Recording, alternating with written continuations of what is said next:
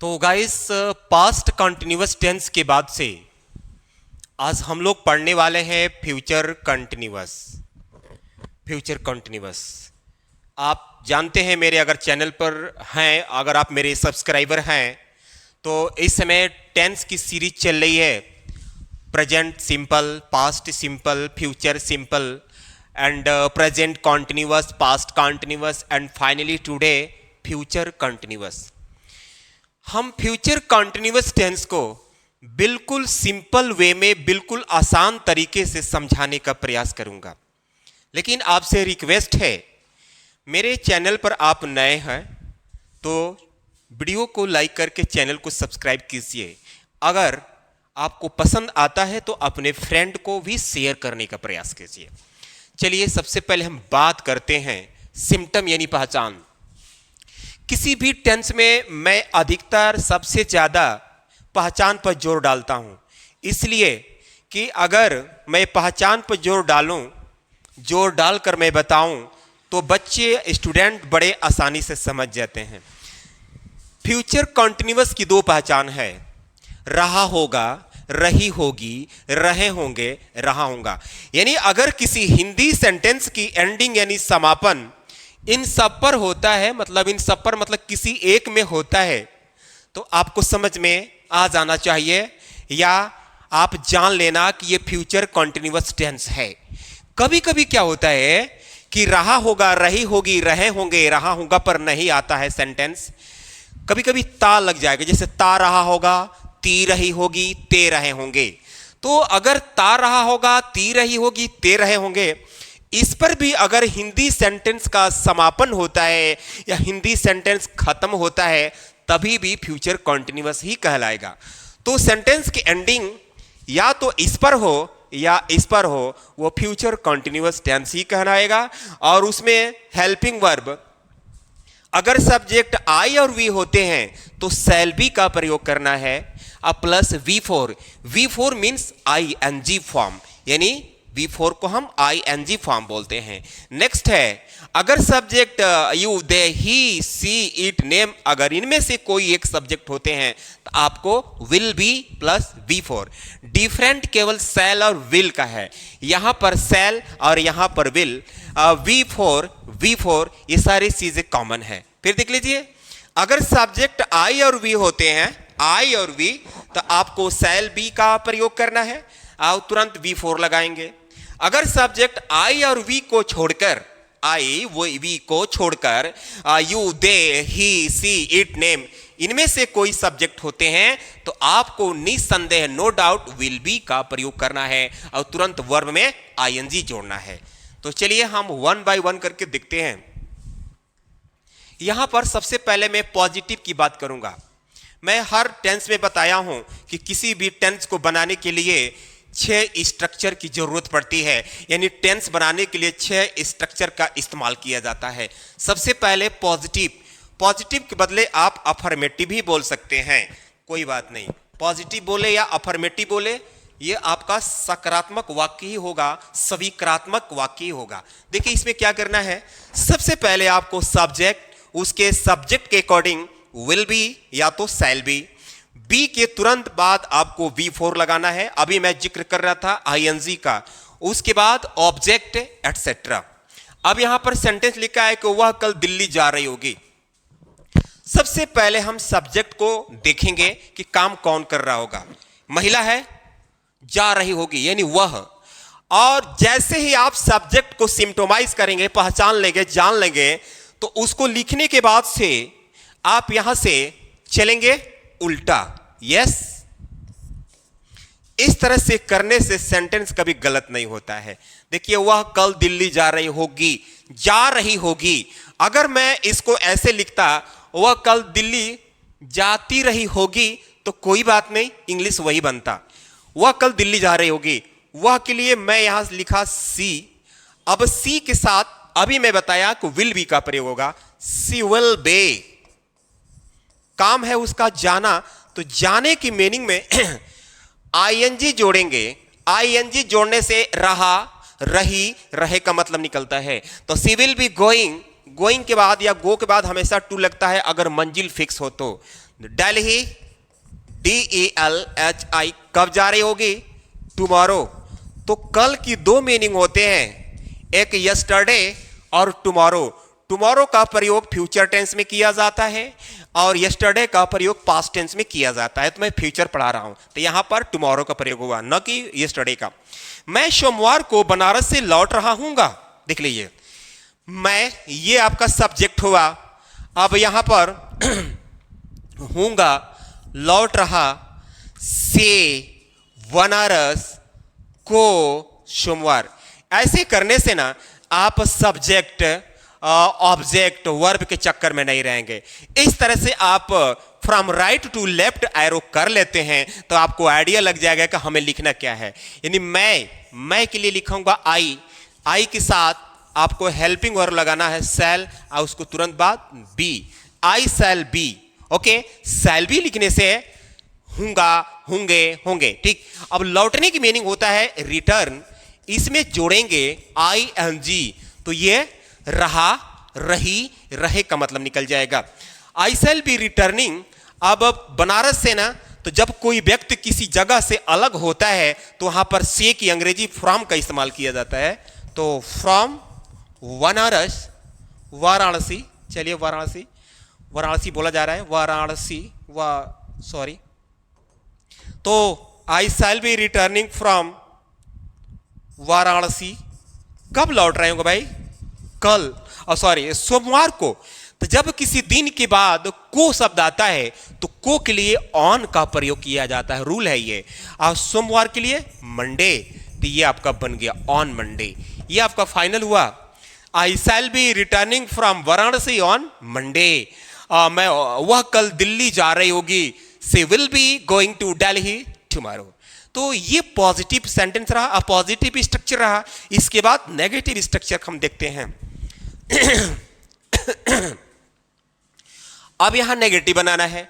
Negative में बस आपको 1% की चेंजिंग करना है। क्या करना है? बस आपको शैल या विल के बाद नॉट लगाना है और नॉट के बाद बी, बी के बाद नॉट नहीं, बी के पहले नॉट लगाना है। देखिए यहां बता रहा है नॉट बी, बी के बाद अगर आप यहां नॉट लगाते हैं, कुछ स्टूडेंट ऐसी गलती कर देते हैं, नॉट बी का इस्तेमाल करते हैं जबकि ये गलत है। Not be, not be, be not का आप इस्तेमाल करते हैं तो गलत है, नॉट बी सही है। देखिए नेताजी कल भाषण नहीं दे रहे होंगे, नेताजी, तो नेताजी की मीनिंग द लीडर। ओके, ये सब्जेक्ट रहे। इनके बाद हम विल लगाएंगे क्योंकि नाम है, ये कॉमन नाउन है। तुरंत लगाएंगे, लिखेंगे नॉट और उसके बाद बी, बी लिखने से होगा, होंगी, होंगे का मतलब निकल गया।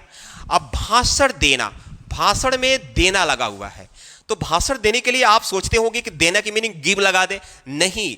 डिलीवर अ स्पीच लिखेंगे तो डिलीवर मीन्स देना होता है, उसमें देने का सेंस निकल जाएगा। तो the leader will not be delivering, DELIVERING, delivering a speech, speech.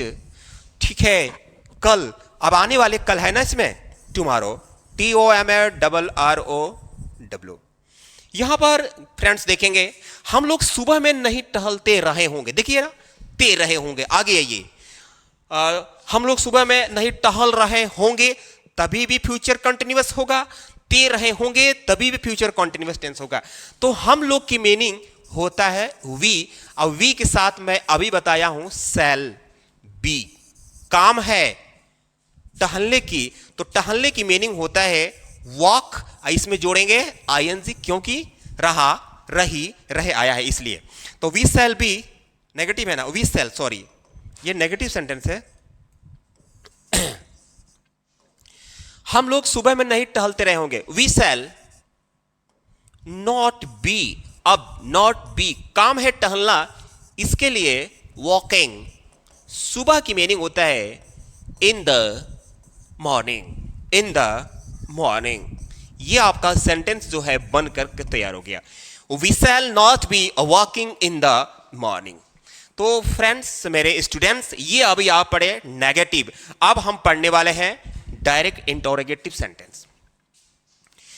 Direct interrogative का मतलब होता है कि अगर कोई हिंदी वाक्य, चाहे कोई भी टेंस हो, प्रेजेंट का हो, पास्ट का हो, फ्यूचर का हो, कोई भी टेंस हो, अगर उसकी शुरुआत क्या से होता है तो उसे हम इंग्लिश में डायरेक्ट इंटरोगेटिव बोलते हैं और हिंदी में प्रश्नवाचक बोला जाता है। एक प्रश्नसूचक होता है और एक प्रश्नवाचक होता है। तो कोई भी हिंदी सेंटेंस अगर क्या से शुरू होता है तो उसे प्रश्नवाचक वाक्य बोलते हैं। तो जब हिंदी वाक्य क्या से शुरू होता है तो आप सबको पता है कि क्या की मीनिंग व्हाट होता है। तो व्हाट यहां नहीं लिखेंगे, बल्कि जिस टेंस का वह सेंटेंस होगा उसमें लगने वाले हेल्पिंग वर्ब अगर पहले लिख दिया जाए तो क्या का मतलब निकल जाएगा। जैसे कि इसमें हम ये फ्यूचर कंटिन्यूअस पढ़ रहे हैं तो इसमें विल सेल पहले लिखने के लिए बोल रहा है। क्या हम लोग की मीनिंग होता है वी, तो वी के साथ लगता है सेल, चाहे पहले लिखो चाहे बाद में लिखो। तो यहां पर हमें क्या का मतलब निकालना है तो हम इसीलिए पहले लिखेंगे सेल, सेल वी। अब लगाएंगे बी, काम क्या है डांस करना, डांस कर रहे हैं dancing. Okay guys friend, party, party में in the party, in the party कब की बात हो रही है कल। तो आने वाली कल, फ्यूचर में हमेशा टुमारो ही लगता है, भूलकर कभी यस्टरडे मत लगाना।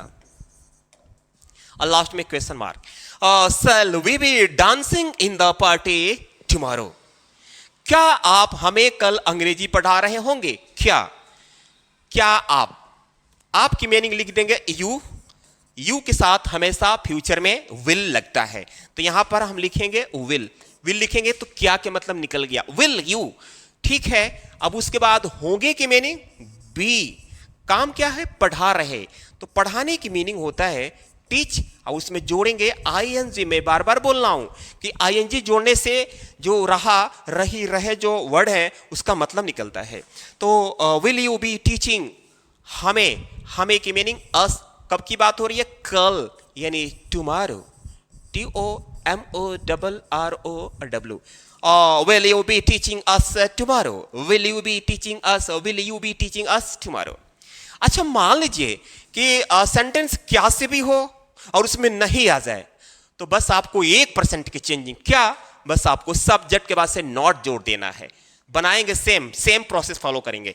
क्या वह अखबार नहीं बांट रहा होगा, वह पुरुष है, इसके लिए लिखेंगे ही। क्या के लिए विल ही। अब इसके बाद लगाएंगे नॉट, और नॉट के बाद बी, काम क्या है बांटना, तो गिविंग अवे, यहां गिविंग अवे के इस्तेमाल होगा। गिविंग अवे मतलब होता है बांटना। क्या नहीं बांट रहा होगा अखबार, will he not be giving away the newspaper. The newspaper का मतलब होता है अखबार। ओके, अब ये आपका तो रहा डायरेक्ट इंटरोगेटिव रहा और उसका नेगेटिव भी रहा। इसके बाद नंबर आता है इनडायरेक्ट इंटरोगेटिव।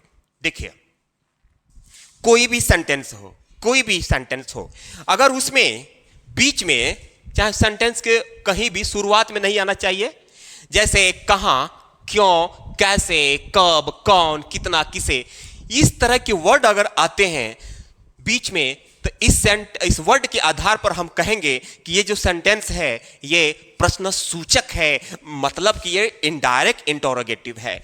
तो रूल ये है कि अगर बीच में जहां भी इनमें से कोई भी एक वर्ड आए तो उसको पहले लिखते हैं, इसलिए टीचर लोग बोलते हैं QW, यानी इसकी मीनिंग हम, जैसे मान लीजिए यहां पर कहां आ गया तो कहां की मीनिंग वेयर होता है, इसकी मीनिंग हम सबसे पहले लिखेंगे वेयर, इसकी मीनिंग हम सबसे पहले वेयर लिखेंगे। वह प्रयागराज में कहां रह रहा होगा, तो कहां आया ना, कहां आया, तो ये जो कहां शब्द है कहां, इसकी मीनिंग सबसे पहले लिखेंगे, तो इसे हम बोलेंगे QW। कहां है, इसकी मीनिंग मैं लिख दिया वेयर। ओके, अब जैसे ही आप इनमें से किसी भी वर्ड का इंग्लिश लिखेंगे उसे QW बोलते हैं, और उसके तुरंत बाद विल शैल लिखना जरूरी होता है सब्जेक्ट के अकॉर्डिंग। जैसे वह की मीनिंग होता है ही के साथ लगता है विल, तो वेयर विल ही, तब लगाएंगे लिखेंगे बी, यानी इस कंडीशन में सब्जेक्ट के बाद से बी लगेगा। अब रहने की बात हो रही है, रह रहा, तो रहने की मीनिंग होता है लिव, और उसमें जोड़ेंगे ING। प्रयागराज में, यहां प्रयागराज में के लिए इन का इस्तेमाल होता है क्योंकि प्रयागराज महानगर है, बड़ा शहर है, इसलिए इन, और यहां पर लिखेंगे प्रयागराज। ये आपका बनकर final. Where will he be living in Prayagraj. मेरा भाई कैसे अंग्रेजी बोल रहा होगा, मेरा भाई कैसे अंग्रेजी बोल रहा होगा, कैसे, आप देखिए कैसे आ गया। इसकी इंग्लिश सबसे पहले लिख देंगे हाउ, ठीक। मेरा भाई सब्जेक्ट है, मेरा भाई के अकॉर्डिंग लगेगा विल, हाउ विल, तब लिखेंगे माई ब्रदर, ओके। अब ये पूरा सब्जेक्ट, इसके बाद लिखेंगे बी, बोलने की बात हो रही है तो ये हो जाएगा स्पीक, क्या बोलने की बात हो रही है, अंग्रेजी ना, ये हो गया English. How will my brother be speaking English. माली फूलों पर पानी क्यों नहीं दे रहा होगा। अब देखिए, मान लीजिए फ्रेंड्स, अगर आपके सेंटेंस में क्यों भी आ जाए, कहां, क्यों, कैसे, कब आ जाए, और उसके बाद नहीं भी आ जाए, तो आपको घबराना नहीं है, बस ना आपको सब्जेक्ट के बाद से नॉट लगा देना है, यानी सब्जेक्ट और बी के बीच में नॉट लगाना है, ओके। जैसे माली फूलों पर पानी क्यों नहीं दे रहा होगा, क्यों, इसकी मीनिंग पहले लिख देंगे। वाई, माली सब्जेक्ट है तो माली की मीनिंग होता है गार्डनर, इसके अकॉर्डिंग लगेगा विल, तो वाई विल, और द गार्डनर कॉमन नाउन है इसलिए मैं लगा रहा हूं द गार्डनर। अब इसके बाद लगेगा नॉट, ये सब्जेक्ट है ना। Why will the gardener not be watering, कर देंगे तो पानी देने का सेंस निकल जाए, इसमें देना भी आ जाएगा। वाटरिंग एट द फ्लावर्स, मतलब फूलों को, at the flowers. Why will the gardener not be watering at the flowers. तो ये आपके रहे फ्यूचर कंटिन्यूअस के सारे सेंटेंसेस, लेकिन इसमें एक ऐसा इंटरेस्टिंग चीज पढ़ाने जा रहा हूं, शायद आप पढ़े भी होंगे, नहीं भी पढ़े होंगे। देखिए क्या है, यहां देखिए, यदि हिंदी वाक्य में इस समय, इस वक्त, अभी या आज शब्द आए तो अंग्रेजी बनाते समय वुड बी का प्रयोग करते हैं। ये देखिए सबसे बड़ी रूल।